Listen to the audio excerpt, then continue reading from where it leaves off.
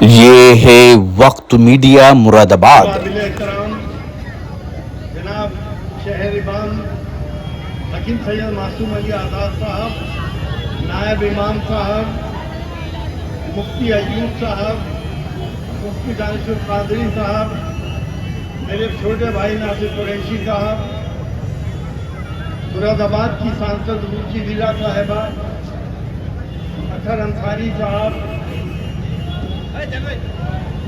یہاں پر شعیب پاشا صاحب، اسد کمال صاحب، جاوید انصاری صاحب، اسلم پنچایتی صاحب، سارے ہی منچ پہ بیٹھے ہوئے قابل احترام قابل عزت حضرات اور میرے سامنے بیٹھے ہوئے میرے بزرگ دوستوں اور ساتھیوں، السلام علیکم۔ ساتھیوں، آج جس شخصیت کا یوم پیدائش ہے، 1500 سال پہلے اس دنیا میں تشریف لائے اور ان کی آمد سے انسانیت کو جو پیغام ملا، اس وقت انسانیت سب سے برے دور سے گزر رہی تھی۔ وہ پیغام آج تک اور آنے والی قیامت تک چلتا رہے گا اور انسانیت کا پیغام ملتا رہے گا۔ میرے آقا صلی اللہ علیہ وسلم جن کی تخلیق انسان سے پہلے اللہ پاک نے کر لی تھی، وہ اپنے نور سے کری تھی، جس کا ثبوت یہ ہے کہ جب آدم علیہ السلام کو اللہ پاک نے تخلیق کری اور ابلیس سے سجدہ کرنے کو کہا، اور ابلیس نے سجدہ نہیں کرا، آدم علیہ السلام نے آنکھیں کھولی تو آسمانوں پہ لکھا تھا لا الہ الا اللہ محمد الرسول اللہ۔ آدم علیہ السلام نے اللہ پاک سے دریافت کرا کہ اللہ لا الہ الا اللہ میری سمجھ میں آ گیا، محمد الرسول اللہ کیا ہے؟ فرمایا باری تعالیٰ نے کہ میں نے ان کی تخلیق پہلے کر رکھی ہے اور انہی کے طفیل میں تمام کائناتوں کی تخلیق کی گئی ہے۔ تو بتائیے، انسان تو پہلے آدم علیہ السلام تھے جن کو مٹی سے پیدا کیا گیا تھا، اور میرے آقا کو کہاں سے پیدا کیا، کیسے پیدا کیا، بشر کی صورت میں وہ کون تھے؟ ان کا مقام جہاں انسان کے سوچنے کی طاقت ختم ہوتی ہے، وہاں سے ان کا مقام شروع ہوتا ہے۔ کوئی نہیں سمجھ سکتا وہ شافع محشر کو، کوئی نہیں سمجھ سکتا ان رحمت للعالمین کو، کوئی نہیں سمجھ سکتا آقا دو جہاں حضور سرور کائنات کو۔ انہوں نے ہمیں جو پیغام دیا، ہم افسوس کے ساتھ یہ کہنا چاہتے ہیں کہ ہم نے وہ سب پیغامات کو چھوڑ دیا اور آج دنیا میں ذلیل و خوار ہوتے پھر رہے ہیں۔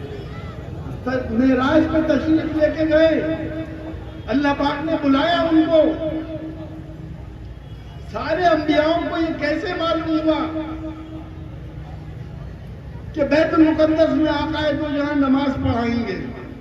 نماز کا حکم اس وقت تک نہیں ہوا تھا۔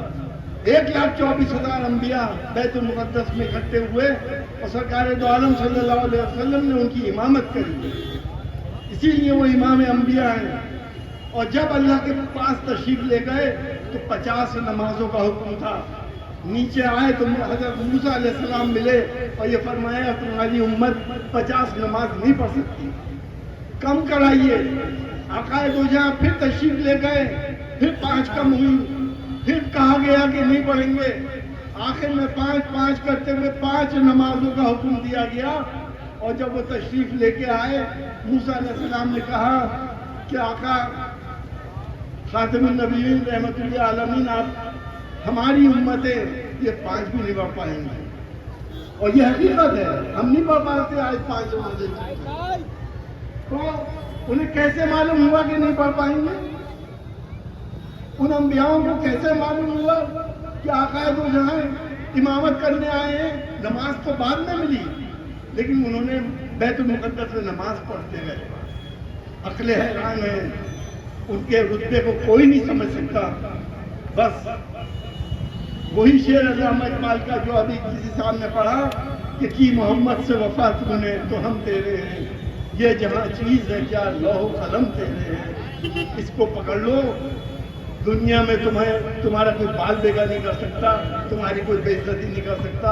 یہ محرومیاں، مجبوریاں اور رسوائیاں جو تمہاری قسمت میں ہماری قسمت میں لکھی گئی ہیں، वो सब खत्म हो जाएंगी जब हमने उनका दामन मजबूती से पकड़ लिया और उनसे मोहब्बत करो, उनसे इश्क की हद तक मोहब्बत करो।